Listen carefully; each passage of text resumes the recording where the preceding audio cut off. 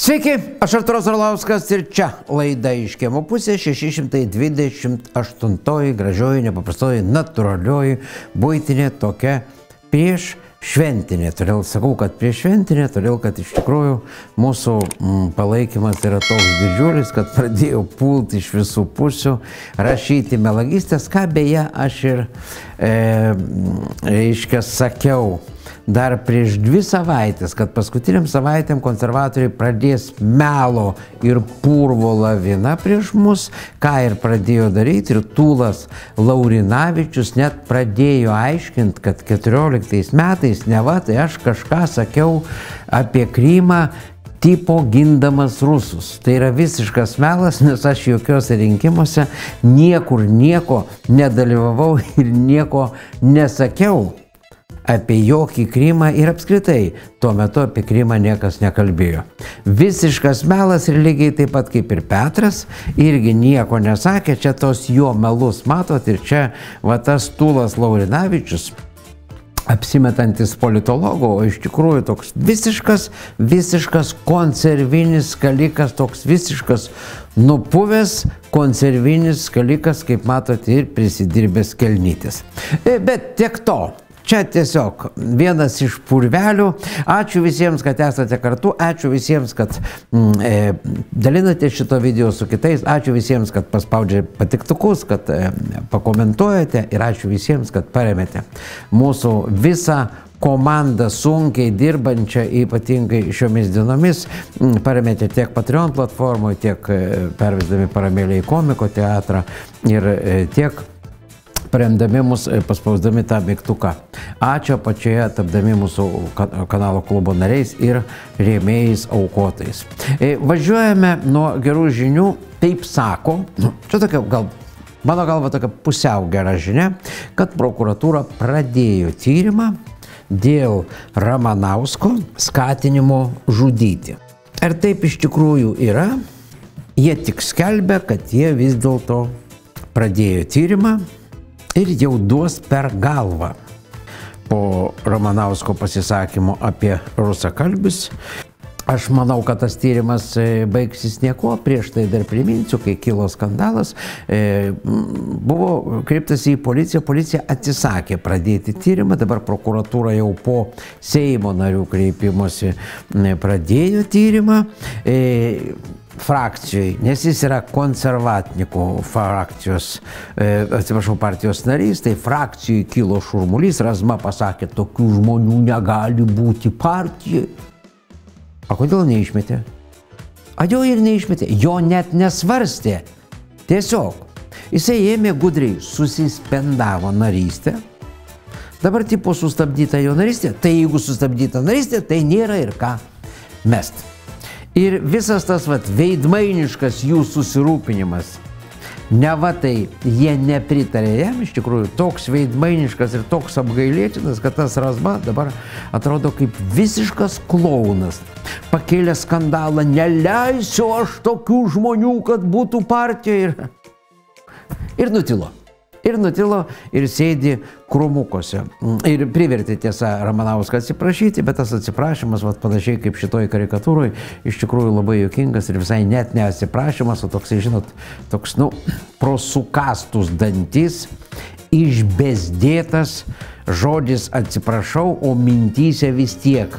Vat kaip šitoj karikatūrai matote pistoletas rankoje ir galvoju, vis tiek aš tave nušausiu. Bet čia gera žinia, bent jau, kad pradėjo tyrimą ir čia susiję su sekančia temuke, aš manau, kad tyrimo rezultatai priklausys nuo to, kokie bus Seimo rinkimai. Jeigu jūs vieningai išreikšite savo nuomonę prieš konservatorius ir palaikysite Tautos ir Teisingumo sąjungą, valdžia pasikeis ir prokuratūra sakys, tiksliai, taigi jisai skatino žudyti, čia yra straipsnis ir jau jam reikia duoti per galvą ir atiduos medžiagą į teismą. Jeigu liks tie patys konservatininkai, tai represijos tik padidės. Čia beje, kaip sakiau, siejasi su kita temukė, irgi šiuo atveju tikrai gera. Prisimenate tas LGBTistas, kuris užpuolė šeimų sąjūdžio narius ir besimeldžiančius katalikus krikščionis prie katedros. Čia šitų radikalių, ekstremalių visiškų šitų radikalių, nupušusių, apsinešusių LGBT-šnikų paradą Vilniuje. Buvo užpulti mūsų žmonės, čia matote tą video. Šitas veikėjas smurtavo, buvo parašyti pareiškimai ir dabar jau visas tas tyrimas pasiekė tokį kaip ir logišką finišą. Jau yra šaukimas į teismą spalio 16 dieną. Spalio 16 dieną šaukimas į teismą ir komentaras mūsų Lietuvos šeimų sąjūdžio narės yra toksai. Gavau šaukimą į teismą. Mano pastebėjimas pagrįstas tik mano asmeninė nuomonė. Teismo data neatsitiktinai parinkta tokia spalio 16, tai yra po pirmo turo rinkimų į Seimą, kuomet jau bus žinomi rezultatai. Mano galva, teisėjos, jos pavardė figūruoja ir vadinamoje kriaušių byloje, sprendimas labai stipriai priklausys nuo rinkimų rezultatų. Jei politinė Lietuvos mozaika susidėlios nepalankiai šios dienos valdantiesiem, teismo verdiktas bus palankus mums, o ne nusikaltėliui. Atstovaujam šitą radikalią LGBT bendruomenę. O jei rinkimai parodys, kad Šaika tebeišlaiko galių persvarą savo pusėje, nenustebčiau ne tik sulaukusi visiško kaltinamojo išteisinimo, bet ir to, kad byla gali būti iškelta prieš mane pačią. Už tai, kad stovėjau ne vietoje, kad nelaiku pakėliau koją ir nuleidau ranką, kad mano drabužiai buvo netinkami spalvos ir panašiai ir panašiai. Iš gerų žinių yra tai, kad mano ir mano bendražygių bylos sujungtos į vieną, teisme dalyvausime visi kartu. Asmeniškai man bus drąsiau ir jaukiau, nes nors esu nukentėjusi, o ne kaltinamoji, jaučiuosi bjauriai ir bejėgiškai. Advokato paslaugų nusprendėme atsisakyti, atstovausime patys save, nes byla iš esmės tiek absoliučiai aiški ir paprasta, kad turėtų būti aiškus Lietuvos teismų nepriklausomumas, objektyvumas ir nešališkumas. Spalio 16 dieną iš esmės egzaminas Lietuvos teismų sistemai. Tai ne mano vienos byla, tai ne mano vienos kova. Tai viso Lietuvos šeimų sąjūdžio darbų tęstinumas. Tai tąsa ir logiškai išdava tos kovos, kurią pradėjome dar 2021 metų. Gegužės 15 didžiojo šeimos gynimo maršo metu, kuomet anie tyčiojosi, juokėsi ir tvirtino, kad mūsų niekas nepuola, todėl ir gintis nėra nuo ko. Kai parodė laikas, šitie puola jau ir fiziškai. Teismo posėdis atviras, todėl kviečiu visus norinčius mus palaikyti, jame dalyvauti. Nemėgstu skambių žodžių, bet šiam procesui tiktų pavadinimas 70% Lietuvos prieš LGBT. Ir pergalės atveju ji bus ne mano, o 75% Lietuvos žmonių. Šitoj vietoj mūsų narė Daiva pačiam gale, dėl 75%, galiu pasakyti, kad truputėlį suklydo. 85% nepalaiko LGBT idėjų.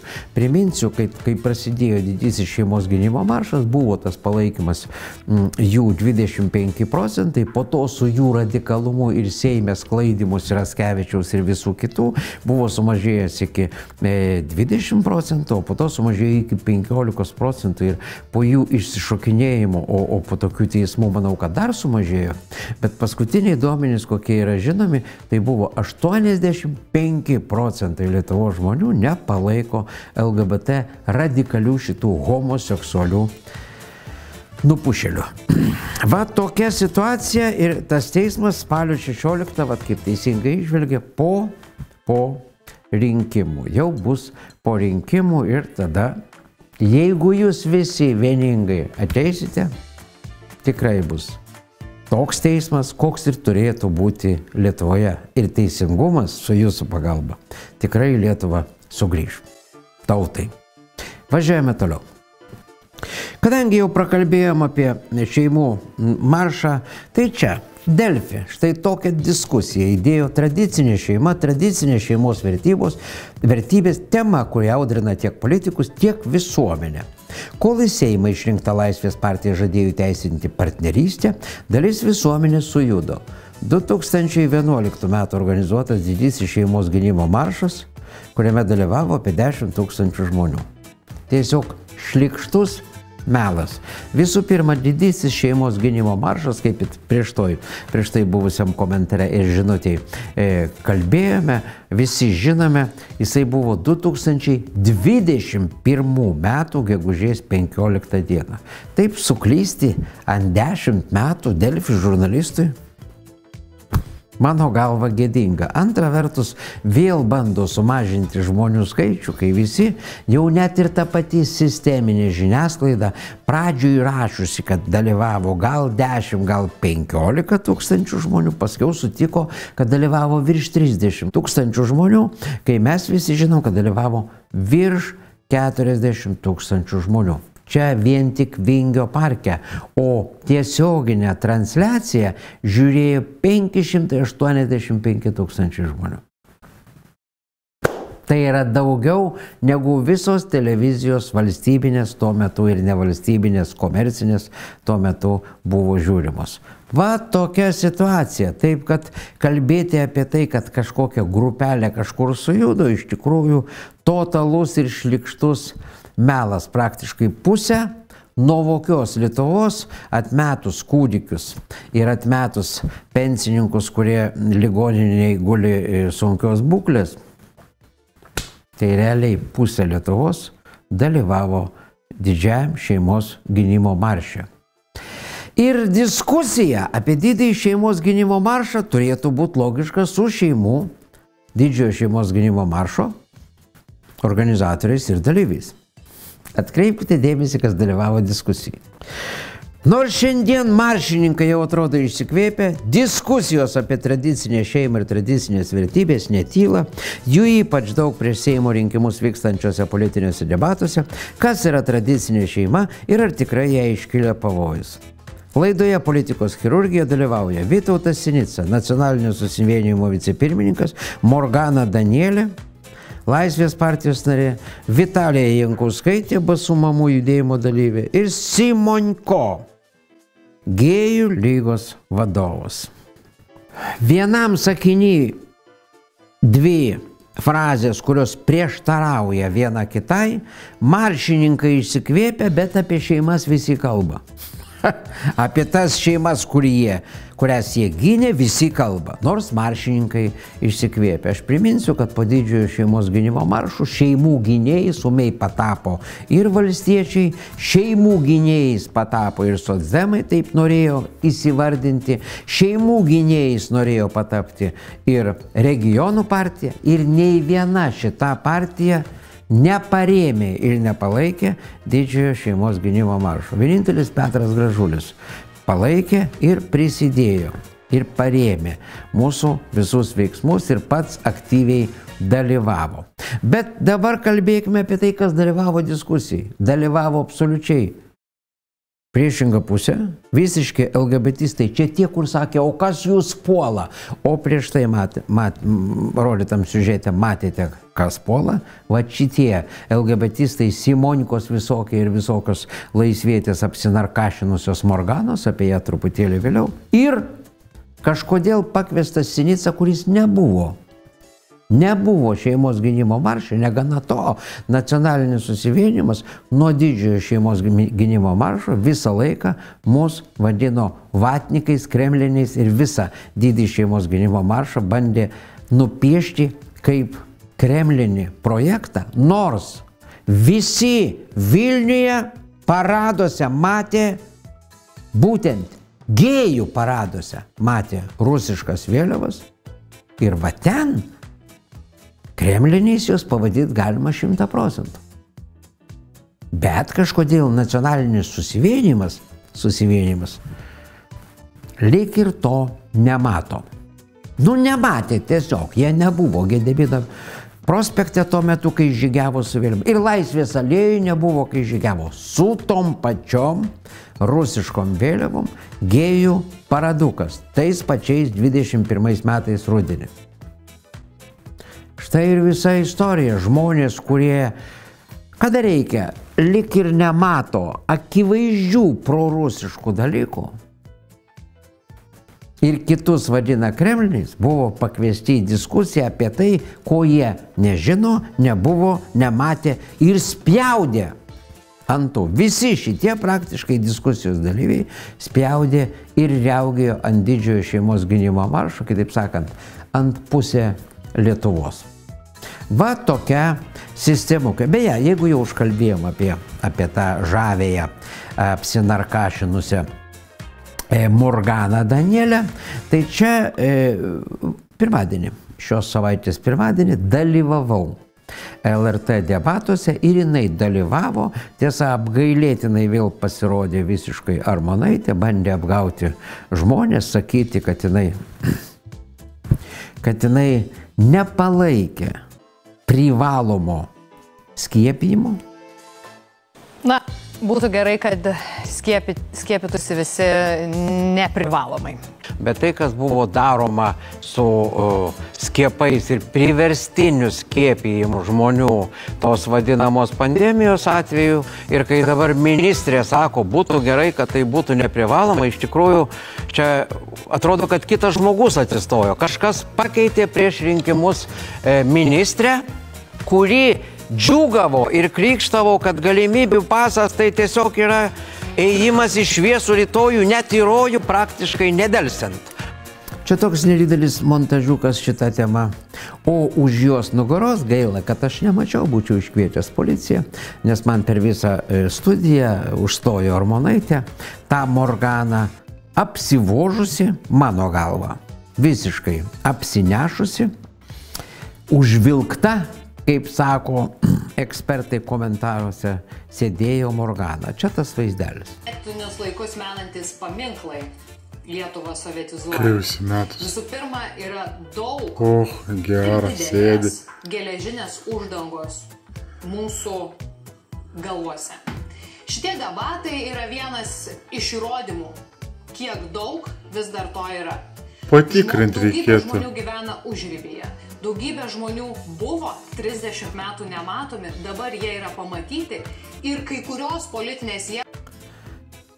Mano galva, čia komentarų tikrai jokių nereikia, čia tiesiog visiems per daug akivaizdu. Aš gavau žinutę debatų metu, ką jūs ten darot, pažiūrėkite, kaip atrodo ta Morgana. Aš negalėjau atsakinėti, nes tiesioginė laida, iš karto po filmavimo, reiškia, atsidariau tą žinutę, galvoju, ką čia ta Morgana, dairausi, o Morgana buvo skubiai išvesta iš studijos, nepastebėjau, bet paskiau tam žmogui rašau, o ką Morgana, žmogus rašo, kad apsivožus, sakau, tai jeigu apsivožus, tai jūs gal galite kokį video, sako, to iškirpsiu, kol aš grįžau namo, video buvo iškirptas, aš pamačiau, gavau šoką realiai. Jeigu būčiau pamatęs studijai, o Puidokas stovėjo tiesiai priešais ją už kelių metrų, jis aiškiai matė, kad jinai išėjusi ir jos nebuvo studijai, jinai išskrydus kažkur į geresnius diskusijų plotus, spalvotus matyt. Su dideliais augančiais grybukais matyt. Puidokas matė, jis nieko nereagavo, vedėjas, LRT vedėjas taip pat matė, nes jis stovėjo turbūt gal už 2-3 metrų. Aš jeigu būčiau matęs, aš būčiau iškvietęs policiją ir priverščiau Seimo narėjai, Seimo narę padaryti testą blaivumo ir nustatyti, ar jinai nėra po narkotinių poveikių. Tikrai tą būčiau padaręs, gaila, kad nemačiau. Bet kai pasidalinau, nuėjo 100 000 per visą Lietuvą šitos video ir niekam nekilo abejonių, kas yra kas. Važiuojame toliau.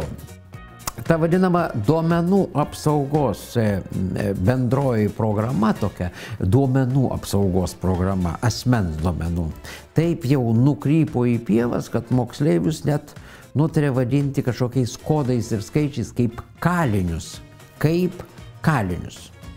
Valdininkų baimė ir pastangos neva saugant asmens duomenis vis dažniau pasiekia absurdo lygį. Štai tėvai, kurių vaikai dalyvavo mokslo ir žinių patikrinimo olimpiadose, patyrė šoką, kai pamatė, kad valdininkai moksleivius nugalėtojus skelbia vietoje vaiko ir pavardės, nurodydami jo kodą, skaičių ir raidžių kombinaciją.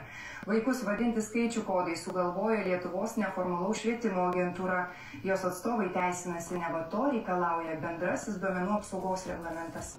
Kaip matote, televizija irgi kilo skandalas. Aš galiu parodyti tą visą aprašymą realiai.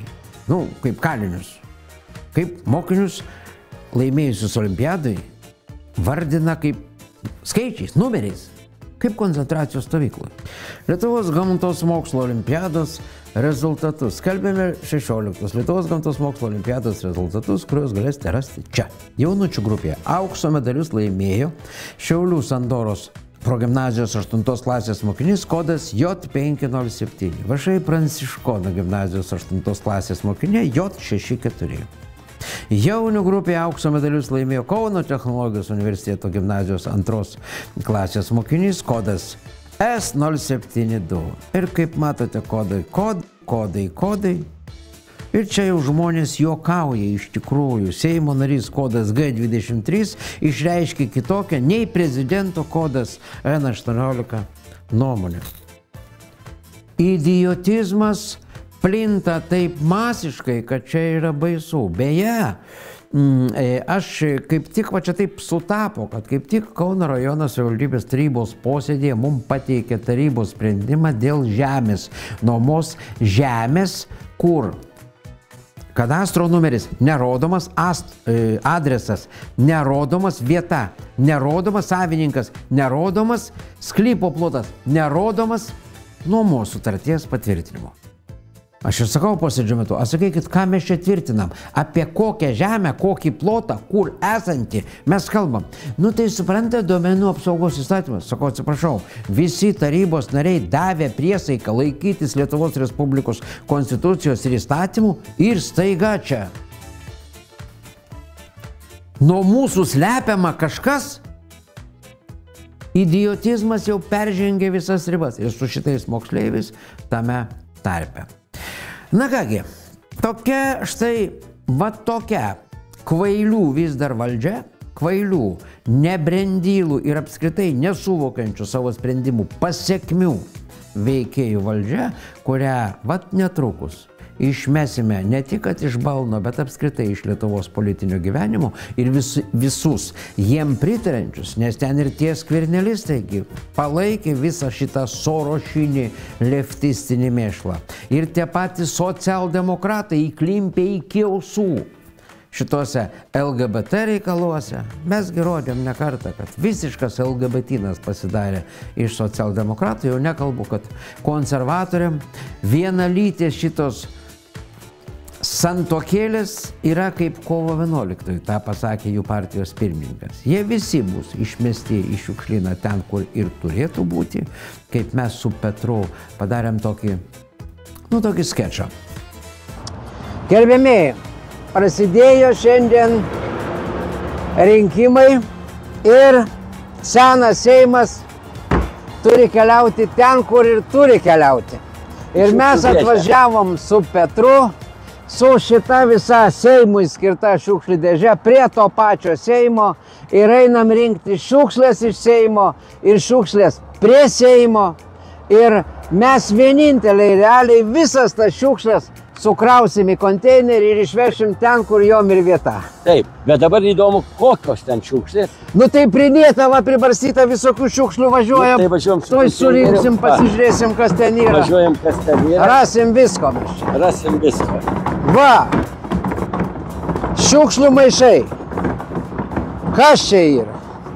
O, taip. Kas čia? Taip. O, konservai. Konservai. Bet, pažiūrėt. Och, turiu pažiūrėti. O Jėzu. Jėzu. Pasibaigusio galiojimo, baisu.